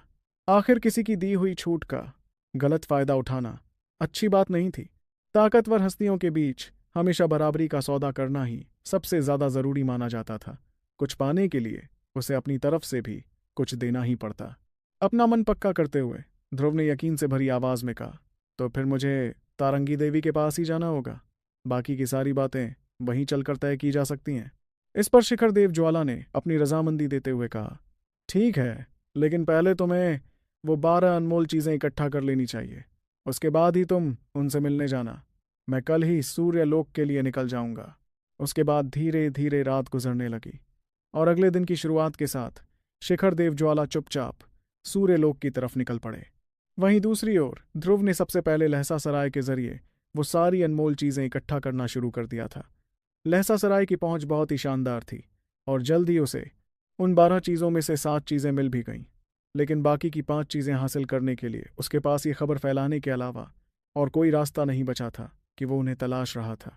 वो जानता था कि जैसे ही ताकतवर हस्तियों को उन 5 चीज़ों के बारे में पता चलेगा, वो तुरंत समझ जाएंगे कि ध्रुव सूर्य लोक का केंद्र पत्थर बनाने की कोशिश कर रहा था। लेकिन ध्रुव को किसी बात का खौफ नहीं था। वो जिस मुकाम पर था वहां किसी की इतनी जरूरत नहीं थी कि कोई उससे आकर पंगा ले या वो चीज़ें छीनने की कोशिश करे। उसने तो सीधे तौर पर यह ऐलान भी करवा दिया था कि वो खुद सूर्यलोक में जाकर ट्रेनिंग करना चाहता था और उसे सूर्यलोक का केंद्र पत्थर चाहिए था। जो भी वो उसे देने के लिए तैयार हो वो उसके सामने आ सकता था। जल्द ही ये खबर जंगल में आग की तरह फैल गई, लेकिन जैसा कि ध्रुव ने सोचा था, कोई भी शख्स वो पत्थर बदलने के लिए तैयार नहीं हुआ।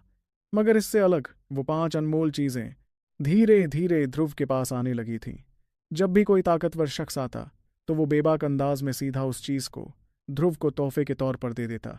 वैसे तो वो लोग उसे तोहफे के तौर पर देना चाहते थे, लेकिन फिर भी ध्रुव ने बदले में हमेशा उसी कीमत का कोई ना कोई तोहफा ज़रूर दिया।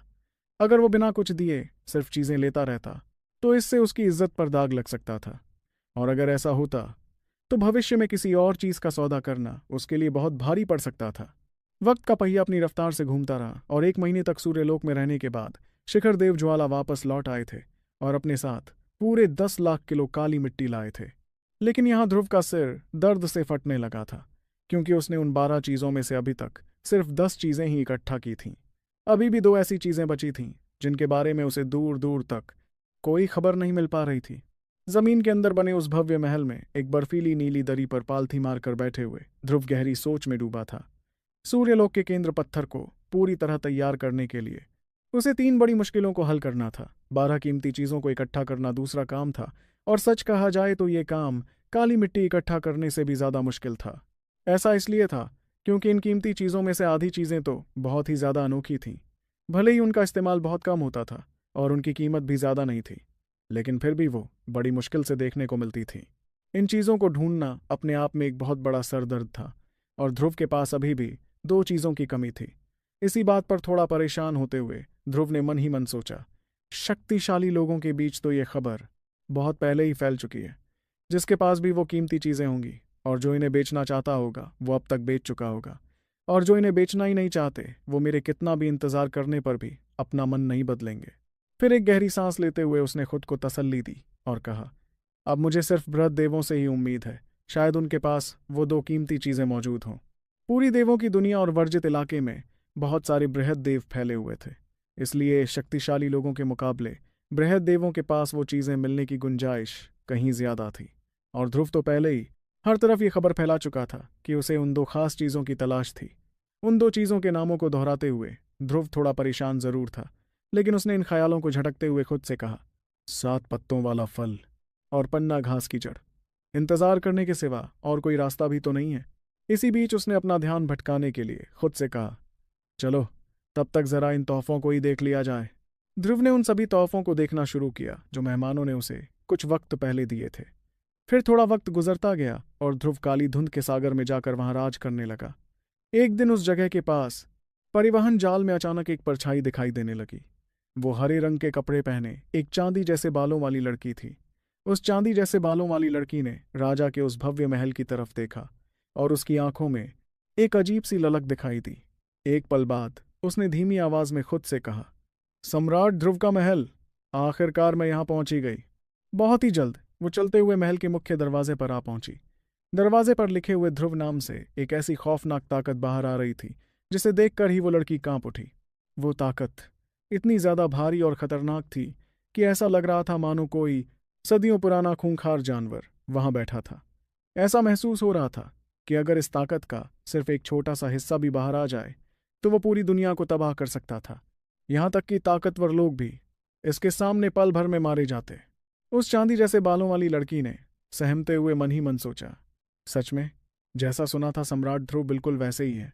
वो अकेले ही वर्जित इलाके में घुस गए और एक साथ 3 लोगों से लड़कर उन्होंने वर्जित इलाके के एक शक्तिशाली शैतान को मार डाला।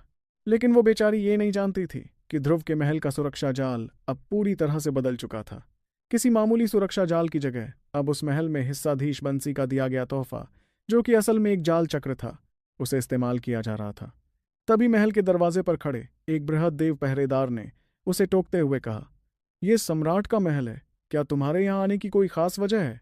पहरेदार की आवाज सुनकर वो हरे कपड़ों वाली लड़की तुरंत अदब से पेश आई और उसने जवाब दिया, मैंने सुना है कि सम्राट ध्रुव कुछ कीमती चीजें इकट्ठा कर रहे हैं। मेरे पास एक बहुत ही कीमती चीज मौजूद है और मैं चाहती हूं कि आप जाकर सम्राट को इत्तला करें। उस लड़की के मुंह से वो बात सुनते ही दरवाजे पर खड़े वो दोनों बृहद देव पहरेदार और बाकी के पहरेदार भी हैरान रह गए। वो अच्छी तरह जानते थे कि उनके सम्राट हमेशा से ही कीमती चीजों की तलाश में रहते थे। तब उस पहरेदार ने बिना कोई देरी किए तुरंत लड़की से कहा, तुम यहीं रुको, मैं अभी जाकर अंदर खबर करता हूं। वो पहरेदार किसी भी तरह की लापरवाही नहीं करना चाहता था, इसलिए वो तेजी से महल के अंदर खबर पहुंचाने के लिए भाग खड़ा हुआ। इस दौरान हरे चौगे और चांदनी जैसे बालों वाली वो लड़की चुपचाप बाहर इंतजार करती रही। कुछ ही पलों के बाद खबर देने गया वो बृहद देव पहरेदार वापस लौटा और उसने दूर से ही आवाज लगाते हुए कहा, सम्राट ध्रुव तुमसे मिलने के लिए राजी हो गए हैं, मेरे साथ अंदर आओ। उसकी बात सुनकर लड़की ने एक गहरी सांस ली और फिर पहरेदार के पीछे पीछे महल के अंदर चली गई। महल के अंदर उड़ते हुए वो दोनों जल्द ही मेहमानों के लिए बनाए गए एक खूबसूरत आंगन में जा पहुंचे। वहां पहुंचते ही बृहद देव पहरेदार ने पूरी इज्जत के साथ अपना सिर झुकाया और ध्रुव को इत्तला करते हुए कहा, सम्राट ध्रुव, आपकी मेहमान आ चुकी है। उस पहरेदार की आवाज पर हरे चौगे वाली लड़की की नजर सीधे उस शख्स पर पड़ी जो उनकी तरफ पीठ किए खड़ा था और आंगन के फूलों को निहार रहा था। फिर जैसे ही वो पीछे मुड़ा तो उसका रौबदार और चमकदार चेहरा सामने आ गया। उसकी आंखों में एक अजीब सी नरमी थी, लेकिन फिर भी उसके शरीर से निकलने वाली अनजानी शक्तियों का दबाव इतना ज्यादा था कि लड़की के दिल में एक खौफ सा बैठ गया। इस वक्त ध्रुव की शक्तियां उस लड़की के लिए बर्दाश्त से बाहर थीं। अपनी इसी घबराहट को छुपाते हुए लड़की ने इज्जत से अपना सिर झुकाया और ध्रुव से कहा, नमस्ते सम्राट ध्रुव, मेरा नाम चाहत है। चाहत की बात पर ध्रुव ने पहले उस पहरेदार की तरफ देखा और आंखों ही आंखों में उसे वहां से जाने का इशारा किया। पहरेदार भी अपना सिर झुकाकर तुरंत वहां से चला गया। उसके जाते ही ध्रुव ने चाहत की तरफ देखते हुए सवाल किया, तो तुमने कहा था कि तुम्हारे पास वो अनमोल चीज है जिसकी मुझे तलाश है? ध्रुव के इस सवाल पर चाहत ने तुरंत हामी भरते हुए जवाब दिया, जी हाँ, मुझे अभी हाल ही में ये खबर मिली थी कि आपको पन्ना घास की जड़ और 7 पत्तों वाला फल चाहिए। इसलिए खबर मिलते ही मैं सीधे आपके पास चली आई। ये सुनते ही ध्रुव ने मन ही मन एक गहरी आह भरी। उसने ये खबर कुछ वक्त पहले फैलाई थी और दूसरे पड़ाव की इस बृहद्देव लड़की को ये खबर अब जाकर मिली थी। साफ नजर आ रहा था कि शुरुआती बृहद्देवों के बीच खबरें काफी धीरे पहुंचती थीं और शायद इसका सीधा नाता इस लड़की की कमजोर शक्तियों से था। चौथे पड़ाव के ज्यादा ताकतवर बृहद्देवों को तो ये बात बहुत पहले ही पता चल चुकी होगी। तभी अपनी सोच से बाहर आते हुए ध्रुव ने दोबारा पूछा, तो तुम्हारे पास इनमें से कौन सी चीज मौजूद है? ये सुनकर चाहत ने अपना हाथ आगे बढ़ाया और कहा, मेरे पास पन्ना घास की जड़ है। उसके इतना कहते ही उसके हाथ में पन्ने जैसी चमकती हुई एक जड़ दिखाई देने लगी। वो जड़ काफी लंबी थी और उसकी छोटी छोटी जड़ें किसी सांप की तरह उलझी हुई थीं। यहां तक कि उन छोटी जड़ों से हरे सांप भी उड़ते हुए नजर आ रहे थे। उस जड़ को देखते ही ध्रुव के चेहरे पर एक बड़ी सी मुस्कुराहट आ गई। अब पन्ना घास की जड़ मिल जाने के बाद उसे बस एक ही चीज की और तलाश रह गई थी। इसी खुशी में उसने चाहत से पूछा, बताओ इसके बदले में तुम्हें क्या चाहिए? शक्ति स्फटिक, खजाने या कुछ और? वहीं उसकी बात पर चाहत ने उम्मीद भरी नजरों से ध्रुव को देखा और एक गहरी ख्वाहिश के साथ कहा, मैं चाहती हूं कि आप इसके बदले मेरे एक दुश्मन को मारने में मेरी मदद करें। आखिर कौन है इस चाहत का दुश्मन, और क्या पन्ना घास की जड़ के बदले सच में उसके दुश्मन को खत्म करने में उसकी मदद करेगा ध्रुव?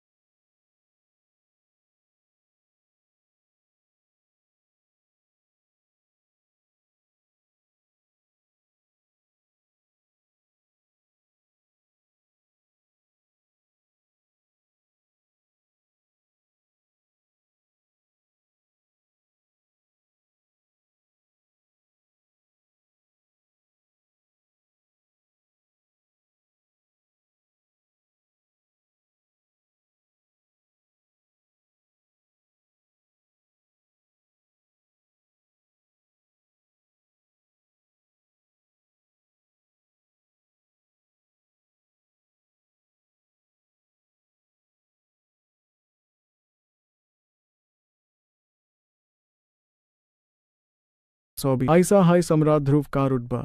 ध्रुव के महल में आई एक लड़की चाहत के पास पन्ना घास की जड़ थी, जिसके बदले उसने ध्रुव से अपने दुश्मन को मारने की मांग कर रही थी। वहीं उसकी वो अजीब सी मांग सुनकर ध्रुव थोड़ा हैरान हुआ और उसने माथे पर शिकन लाते हुए पूछा, दुश्मन को मारने में तुम्हारी मदद? क्या सच में यही तुम्हारी मांग है? इस पर चाहत ने अपने दिल की बात साफ करते हुए कहा, मेरी और कोई मांग नहीं है, बस मैं यही चाहती हूँ कि आप मेरे उस दुश्मन को हमेशा के लिए खत्म कर दें। उसे मारने के बाद ये पन्ना घास की जड़ हमेशा के लिए आपकी हो जाएगी। चाहत को पूरा यकीन था कि ध्रुव जैसी बड़ी हस्ती उससे वो चीज़ कभी ज़बरदस्ती नहीं छीनेगी। उसकी इस गुजारिश पर ध्रुव ने संजीदगी से सवाल किया, तुम्हारे उस दुश्मन की क्या पहचान है? वो कितना ताकतवर है? और आखिर तुम उसे मारना क्यों चाहती हो? मुझे सब कुछ अच्छी तरह से बताओ। जैसे ही ध्रुव ने यह पूछा तो चाहत ने अपनी आवाज़ धीमी की और बताना शुरू किया, मैं लहसा महल के इलाके में आने वाली एक सुनसान जगह से भागकर यहाँ आई हूँ और मेरे उस दुश्मन का नाम बृहद्देव मोबा है। असल में वो वर्जित इलाके का एक शैतान है, लेकिन देवों की दुनिया में आने के बाद से वो यहीं बस गया है। यहाँ तक कि उसने अपनी शैतानी शक्तियों को देव शक्तियों में भी बदल दिया है। इसलिए वो तीसरे पड़ाव का एक बेहद ताकतवर बृहद्देव बन पाया। पर शक्तियाँ बदलने के बावजूद उसकी तासीर तो शैतानों वाली ही है। इसलिए वो खून खराबे का शौकीन है और बहुत ही ज़्यादा जालिम भी है। उसने अब तक अनगिनत लोगों को मौत के घाट उतारा है और मेरे अपनों के साथ साथ मेरे पूरे दल को भी बेरहमी से मार डाला। किस्मत से मैं उस वक्त बाहर ट्रेनिंग कर रही थी, इसलिए मेरी जान बच गई।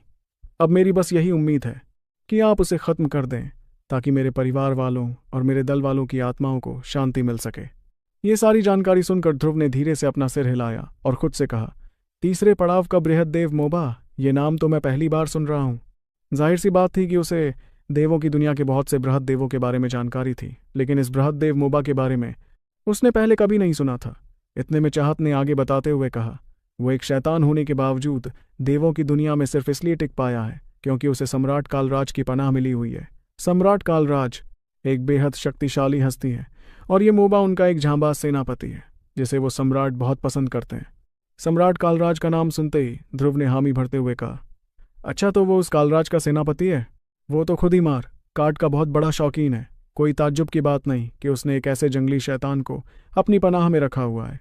देखा जाए तो वर्जित इलाका देवों की दुनिया के योद्धाओं को बिल्कुल पसंद नहीं करता था। अगर देवों की दुनिया का कोई भी शख्स वहां कदम रखता तो वर्जित इलाके की शक्तियों की वजह से कई शैतान उसे घेर लेते। सबसे पहले एपिसोड लेकिन सुनने देवों के की लिए दुनिया का टेलीग्राम मामला पर सर्च थोड़ा करो, अलग सुपर था। युद्ध शिवाय देवों की जिसके दुनिया MGB में ओनर की आईडी हर में जगह के लोगों उसे के लिए ज्वाइन पनाह करो। थी। सबसे फिर पहले चाहे वो एपिसोड कहीं से सुनने भी के आए लिए हों, सबसे उनके पहले साथ कोई एपिसोड सुनने भेदभाव के नहीं लिए होता था। टेलीग्राम पर सर्च करो, इसलिए देवों सुपर की युद्ध दुनिया में शिवाय जिसके वर्जित MGB ओनर इलाके की के आईडी शैतानों का पाया मिलेगी। जाना कोई बड़ी उसे बात ज्वाइन नहीं करो थी। सबसे पहले ठीक वैसे एपिसोड ही सुनने के जैसे लिए। पहले वर्जित इलाके के एक शैतान ने राजा माजिन का पीछा किया था। ये सब समझने के बाद ध्रुव ने अपना सिर हिलाया और कहा, ठीक है, मुझे तुम्हारी बात समझ आ गई। उसकी इस छोटी सी बात ने चाहत को गहरी उलझन में डाल दिया। इस हैरानी की वजह से वो मन ही मन सोचने लगी, समझने से इनका क्या मतलब है? क्या इन्होंने मेरी शर्त मान ली है या नहीं? या फिर ये उस जड़ को जबरदस्ती मुझसे छीनने के बारे में सोच रहे हैं? चाहत के दिमाग में सवालों की झड़ी लग गई, लेकिन फिर उसने खुद को तसल्ली देते हुए सोचा, नहीं नहीं, सम्राट ध्रुव तो महाराजा के सबसे खास शिष्य हैं। इनकी इज्जत बहुत ज़्यादा है, इसलिए वो इतने गिरे हुए तो बिल्कुल नहीं हो सकते। वहीं चाहत के चेहरे की घबराहट को देखकर ध्रुव मुस्कुराया और बोला, देखो, मैं पहले तो इस मामले की छानबीन करूंगा। एक बार मुझे पूरी बात समझ आ जाए तो मैं तुम्हें अपना जवाब दे दूंगा। आओ, तब तक सुकून से बैठकर एक प्याली चाय पीते हैं। उसकी बात सुनकर पास ही खड़ा एक शख्स तुरंत आगे आया और उसने उन दोनों के लिए प्यालियों में चाय उड़ेलना शुरू किया। ध्रुव भी अपनी जगह पर बैठ गया और चाय की प्याली हाथ में लेते हुए उसने लहसा सराय के जरिए मोबा के बारे में पता लगाना शुरू कर दिया। कुछ ही पलों में उसे मोबा से जुड़ी सारी खबर मिल गई। खबर के मुताबिक सम्राट कालराज झाम पहाड़ी पर रहते थे। ऐसा कहा जाता था कि उस पहाड़ी पर एक पूरी सेना थी जिसकी कमान सम्राट कालराज के हाथों में थी, और उसी सेना के सेनापतियों में से एक बृहद्देव मोबा भी था। मोबा अपने शैतानी खून की वजह से बहुत ही खूंखार और खून का प्यासा था, और यही बात सम्राट कालराज को सबसे ज्यादा पसंद थी। सारी जानकारी पढ़ने के बाद ध्रुव ने अपनी भौहें सिकोड़ी और खुद से कहा, क्या इसका एक अवतार इतने लंबे वक्त से झाम पहाड़ी पर रह रहा है? अगर ऐसी बात है तो हमें इतने लंबे वक्त से इसकी कोई खबर क्यों नहीं मिली?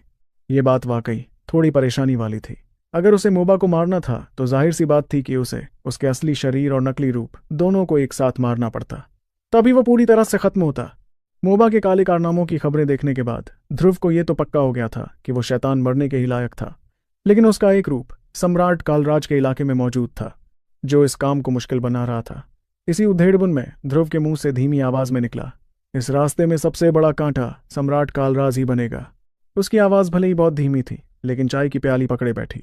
चाहत ने ध्रुव की तरफ बड़े ध्यान से देखा, और जैसे ही ध्रुव ने सम्राट कालराज का नाम लिया तो अनजाने में ही उसके साथ एक छोटा सा कर्म जुड़ गया।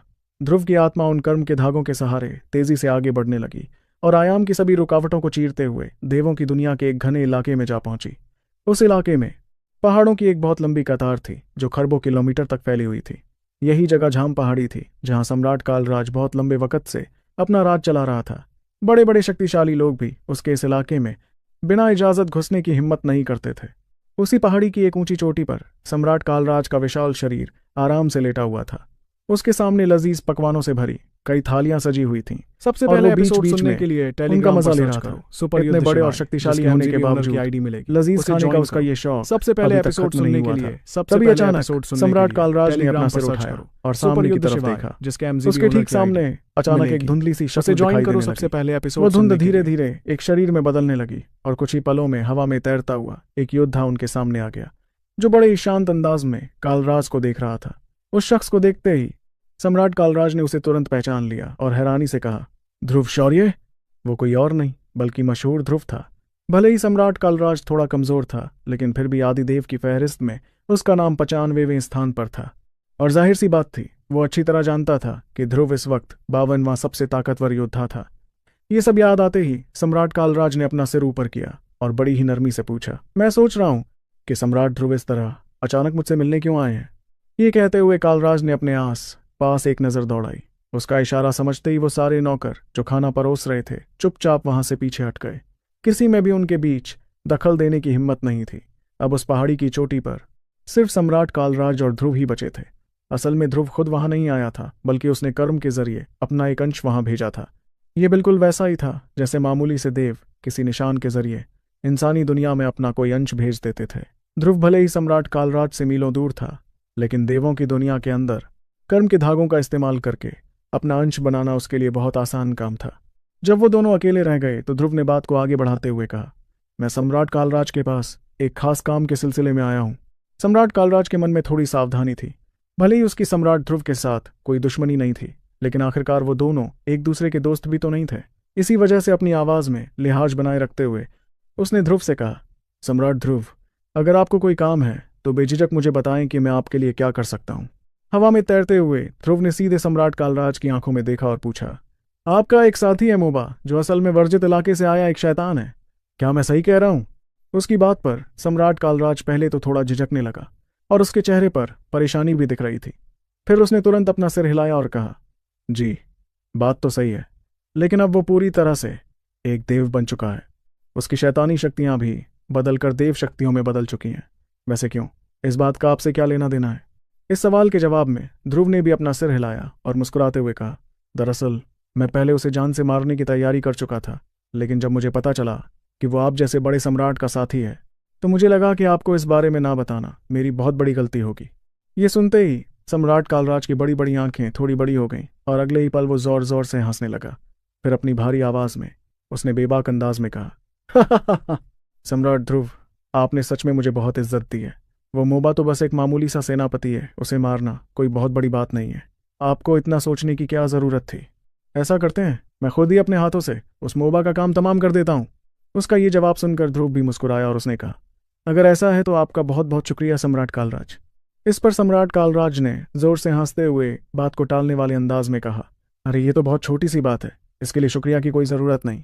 इतना सुनते ही ध्रुव ने हंसते हुए अपना सिर हिलाया और उन्हें न्योता देते हुए कहा, यह मामला मेरी उम्मीद से ज्यादा अच्छी तरह से संभल गया, इसके लिए तो मुझे आपको शुक्रिया कहना ही पड़ेगा। खैर, अगर आप कभी व्यस्त ना हो तो किसी भी दिन मेरे महल में मेहमान नवाजी का मौका जरूर दें। सम्राट कालराज ने भी बिना किसी झिझक के हामी भरते हुए कहा, जरूर, अगर मैं व्यस्त ना हुआ तो पक्का आपके यहाँ आऊंगा। यह सुनकर ध्रुव ने एक हल्की सी मुस्कान दी और अगले ही पल उसका शरीर हवा में पूरी तरह से गायब हो गया। अब उस ऊंची पहाड़ी पर सिर्फ सम्राट कालराज ही बचा था। ध्रुव के जाते ही सम्राट कालराज की आंखों की चमक अचानक से ठंडी पड़ गई और उनमें एक अजीब सी बेरुखी दिखाई देने लगी।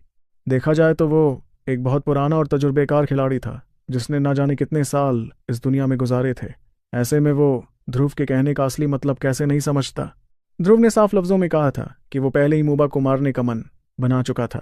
इससे साफ पता चल रहा था कि वो मोबा को मारने के लिए कितना उतावला था, और अगर सम्राट कालराज उसे मना करने की जिद करता तो ध्रुव पक्का उससे नाराज हो जाता। ध्रुव ने उसे पहले आकर सिर्फ इसलिए बताया था क्योंकि वो सच में सम्राट कालराज से दुश्मनी मोल नहीं लेना चाहता था। इसी बात पर विचार करते हुए सम्राट कालराज ने खुद से कहा, महज एक मोबा की खातिर क्या इस सम्राट ध्रुव जैसे ताकतवर शख्स से भिड़ना सही रहेगा? कोई बेवकूफ़ भी ऐसा करने की गलती कभी नहीं करेगा, फिर मैं कैसे ऐसा कर सकता हूँ? तुरंत फैसला करते हुए सम्राट कालराज ने अपनी भारी आवाज में हुक्म दिया, मोबा, जहां भी हो तुरंत मेरे पास आओ। कुछ ही देर बाद हवा को चीरते हुए दो बहुत बड़े घुमावदार सींगों वाला एक दानव वहां पहुंचा, जिसका पूरा शरीर काले छिलकों से ढका हुआ था। आते ही उसने घुटने टेक कर अपना सिर झुकाते हुए कहा, मेरे सम्राट, मैं आपकी खिदमत में हाजिर हूं। असल में बृहदेव मोबा अपनी आज की जिंदगी से बहुत ज्यादा खुश था, इसलिए वो देवों की दुनिया में होने पर भी अपने असली रूप में आ गया था। वो पहले वर्जित इलाके में रहता था, लेकिन उसका एक पुराना दुश्मन चौथे पड़ाव का बृहद शैतान बन गया था, जिसके खौफ से मोबा को वहां से अपनी जान बचाकर भागना पड़ा। देवों की दुनिया में आने के बाद उसने सम्राट कालराज का आसरा लिया, जो खुद भी काफी खूंखार था। उन दोनों का मिजाज एक जैसा ही था और इसी वजह से सम्राट कालराज ने उसे एक ऊंचे ओहदे पर रख लिया था। अपनी इसी जिंदगी पर इतराते हुए मोबा अक्सर खुद से कहता था, जिंदगी हो तो ऐसी, देवों की दुनिया में वो जब चाहे किसी को भी मार सकता था, जब चाहे मजे कर सकता था। उसके सिर पर एक बहुत ही शक्तिशाली हस्ती का हाथ था और यहाँ के दिन वर्जित इलाके में गुजारे गए उन डरावने दिनों से 1000 गुना बेहतर थे।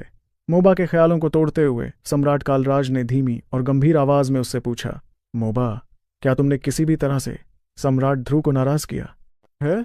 ये नाम सुनते ही मोबा हड़बड़ा गया और उसने घबराते हुए जवाब दिया, सम्राट ध्रुव? क्या आप लहसा महल वाले सम्राट ध्रुव की बात कर रहे हैं? मैंने उनका नाम जरूर सुना है, लेकिन मेरा आज तक उनसे कोई आमना सामना नहीं हुआ, और मेरी इतनी हिम्मत कहाँ कि मैं उनके जैसे ताकतवर शख्स को नाराज करूं। उसकी घबराहट देखकर सम्राट कालराज ने अंदर ही अंदर एक गहरी सांस ली। अब इस बात से किसे फर्क पड़ता था कि वो क्या बोल रहा था, और किसे फर्क पड़ता था कि उसने ध्रुव को कैसे नाराज किया था। खुद ध्रुव ने आकर सम्राट कालराज को इस मामले के बारे में बता दिया था, और यही बात सबसे ज्यादा मायने रखती थी। फिर बिना कुछ कहे सम्राट कालराज ने अचानक अपने नुकीले पंजे हवा में लहराए वो पंजे तेजी से आयाम को चीरते हुए आगे बढ़े, जिसे देखकर मोबा के चेहरे पर मौत का खौफ छा गया। उसने तुरंत वहां से बचने की कोशिश की, लेकिन तभी उसे एहसास हुआ कि आस पास की पूरी जगह उसे अपने भारी दबाव से कुचल रही थी। वो अपनी जगह से 1 इंच भी हिल नहीं पा रहा था और बस फटी हुई आंखों से उन खौफनाक पंजों को अपने शरीर की ओर आते हुए देख सकता था। दर्द और हैरानी से भरी आवाज में मोबा ने चिल्लाते हुए कहा, आखिर आपने मुझे क्यों मारा? कैसे वो आखिरी अनोखी चीज भी हासिल करेगा ध्रुव? और उसे हासिल करने के बाद कैसे सूर्यलोक का केंद्र पत्थर तैयार करवा